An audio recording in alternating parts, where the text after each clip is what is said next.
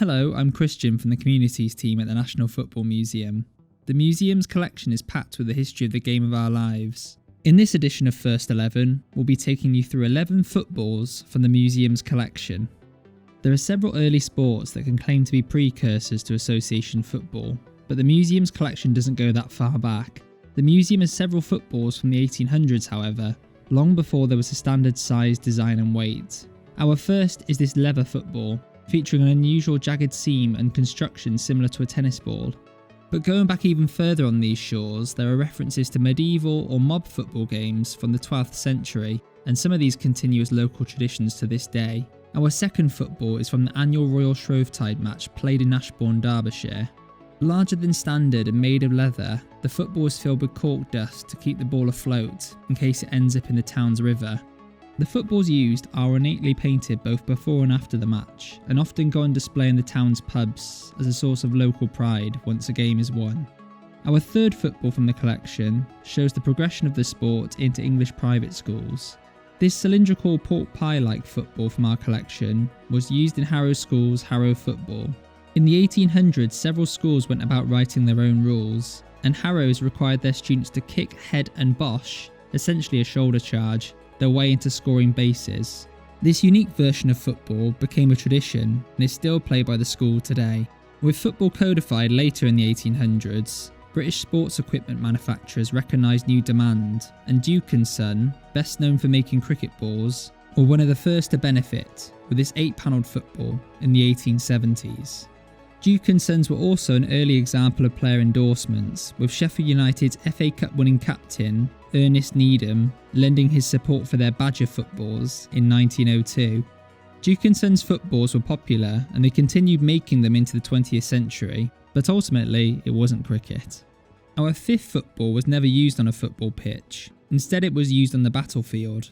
Part of one of the most enduring tales of bravery from the First World War, this was one of two footballs used by Captain Wilfred "Billy" Nevill at the Battle of the Somme in July 1916. A keen sportsman, Nevill tasked his men with kicking the balls towards the German trenches to distract them from the fear of going over the top. The attack succeeded, but Nevill was killed. The ball, previously on loan at the museum from Dover Castle, serves as a reminder of his initiative and courage, a very British type of heroism. By the first World Cup in 1930, there were two popular football designs, the 12-panel ball and the T-ball, named because of its T-shaped panels. There was no official tournament ball, so hosts Uruguay and rivals Argentina were permitted to use their own. This wasn't a problem until they faced each other in the final. Uruguay's ball, manufactured by J. Salter & Son of Aldershot, was distinctly different to Argentina's smaller, lighter Tiento ball. Belgian referee John Langenus ended up carrying out both balls, and the match ball was decided on the toss of a coin. Legend has it Argentina's ball was used in the first half and Uruguay's ball in the second, as La Celeste came from 2-1 down to win 4-2, although more recently this has been disputed, and some photos suggest Argentina's ball was used throughout. In English football, there's no more famous football than this, the match ball for the 1966 World Cup final.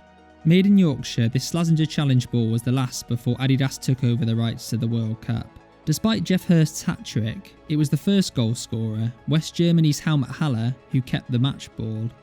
30 years later it was returned to England, and is now prided place at the National Football Museum, next to Jeff Hurst's match-worn shirt and the Jules Rimet trophy. If the 66 World Cup ball is the most significant for English football fans, our next, for 1970, must be the most iconic. This Adidas Telstar ball was the first World Cup ball to use the familiar truncated icosahedron for its design, 12 black pentagonal and 20 white hexagonal panels. It was so revolutionary it became the official logo of the tournament, and is now seen as the standard design to portray a football, complete with its own emoji. As was the Telstar's popularity, Adidas didn't deviate much from this design through the 70s and 80s. The Tango, Azteca and other classics all featuring at the museum. Our ninth football is the Adidas Icon, used in the 99 Women's World Cup and signed by members of the winning US squad. The tournament's first ever official football represented the ambitions of the organisers, with the design reflecting the 8 host cities across the US.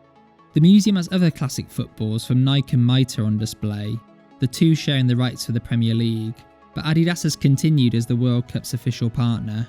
Object 10 is the match ball from another famous English World Cup moment, the Adidas Fever Nova that David Beckham blasted home for the penalty spot against Argentina in 2002. A redemption moment for Becks after being sent off against the same team 4 years earlier. You'll find this football in our England on the World stage section. We finish with arguably the most controversial World Cup ball of all, the 2010 Jabulani. Translating as celebrate in Zulu, players were doing anything but with this ball and complained about its unpredictability. Top players of course got used to it, but it didn't stop the tournament from ending with a lowly average of just 2.27 goals per game. So there you have it, 11 iconic footballs from the National Football Museum's collection. But which of your favourites have we missed out? Let us know in the comments. Find these and thousands of other objects from the museum's collection at nationalfootballmuseum.com/collections. Remember to subscribe to the channel, drop this video a like and click the bell icon for more football history content.